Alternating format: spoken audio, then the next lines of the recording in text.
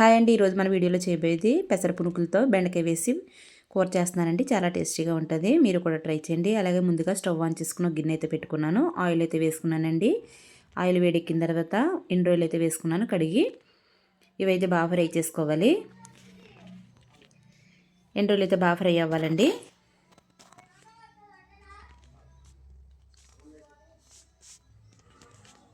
రొయ్యలు అయితే బాగా ఫ్రై అయినాయి కదా, ఇప్పుడు ఉల్లిపాయలు, పచ్చిమిరపకాయలు, టమాటాలు కూడా వేసుకుని బాగా ఫ్రై చేసుకోవాలి.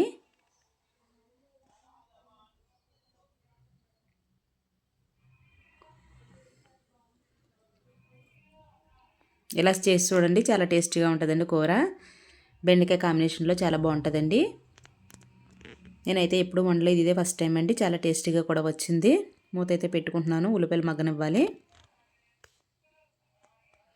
మూత అయితే తీస్తున్నానండి. మధ్య మధ్యలో అయితే కలుపుకుంటూ ఉండాలి. ఉల్లిపాయలు ఎక్కడైనా మాడుతున్నాయి లేదని చూసుకుంటూ ఉండాలండి.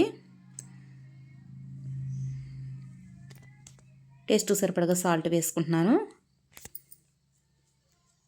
అలాగే కొంచెం పసుపు కూడా వేసుకోవాలి.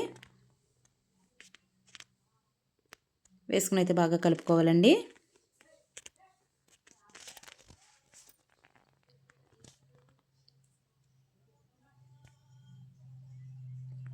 ప్లీజ్ అండి, ఎవరైనా ఫస్ట్ టైం మన ఛానల్ ఎవరైనా కొత్తగా చూసినట్లయితే సబ్స్క్రైబ్ చేయండి, లైక్ చేయడం మాత్రం మర్చిపోకండి.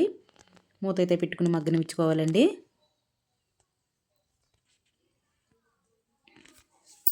కొంచెం కరివేపాకు కూడా వేసుకున్నానండి. ఈ ఫ్లేవర్ అయితే చాలా బాగుంటుందండి స్మెల్.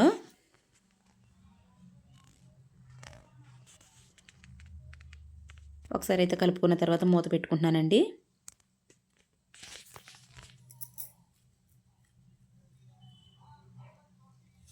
ఇప్పుడైతే బాగా వేగినాయి కదా, ఒకసారి అయితే కలుపుకోవాలి.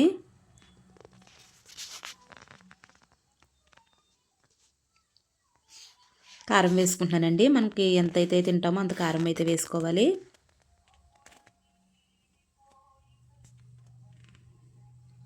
కారం వేసుకున్న తర్వాత బాగా కలుపుకోవాలి.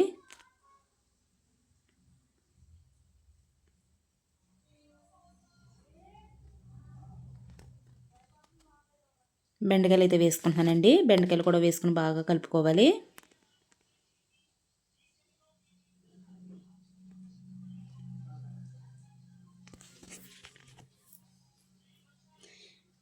మూత అయితే పెట్టుకుని ఒక 2 నిమిషాలు అయితే మగ్గనివ్వాలండి. బెండకాయ ముక్కలకైతే కారం పడుతుంది. మూత అయితే తీసుకున్నాను, ఒకసారి అయితే కలుపుకుంటున్నాను. ఇప్పుడైతే వాటర్ వేసుకుంటున్నానండి.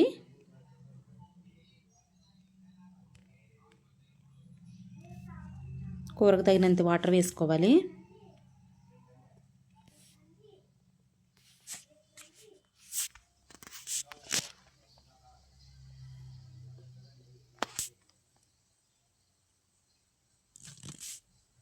ఈ నీటిలోనే బెండకాయ ముక్కలను కూడా బాగా ఉడకనివ్వాలి. మూత అయితే పెట్టుకున్నానండి. ఇప్పుడైతే పునుగులకి అలాగైతే ఘాట్లు పెట్టుకోవాలండి. ఉప్పు కారం వెళ్ళాలి కదా, ఘాట్లు అయితే పెట్టుకుని పక్కన పెట్టుకుంటున్నాను.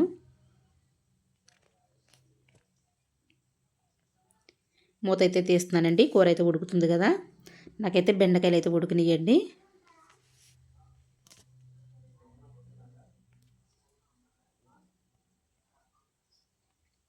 ఇప్పుడు ఒక్కొక్కటి అయితే పునుగులు వేసుకోవాలి.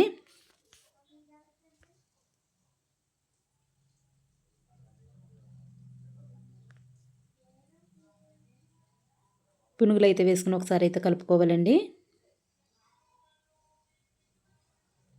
వేసిన వెంటనే కలిపితే ఏమి విడిపోవండి. కొంతసేపు ఉడికిన తర్వాత అయితే కలిపితే విడిపోతాయి.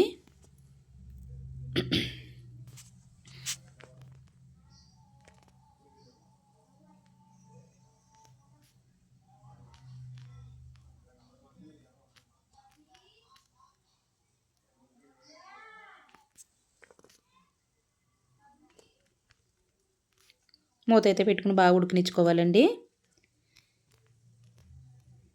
నేనైతే చింతపండు నానబెట్టుకుంటున్నాను. ఒక నిమ్మకాయ సైజ్ అంతా చింతపండు అయితే నానబెట్టుకుంటున్నానండి. మనం చింతపండు ఎక్కువని వేసుకోవచ్చు, తక్కువని వేసుకోవచ్చండి. మనం పులుపుని బట్టి వేసుకోవాలి. ఇవైతే ఉడుకుతున్నాయి కదా,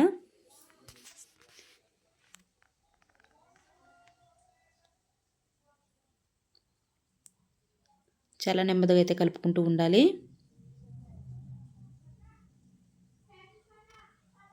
ఇవైతే అటు ఇటు తిరగేస్తున్నానండి. చింతపండు పులుసు అయితే వేసుకున్నాను. చింతపండు పులుసు అయితే తీసుకుని పక్కనైతే ఉంచుకున్నానండి ముందుగానే.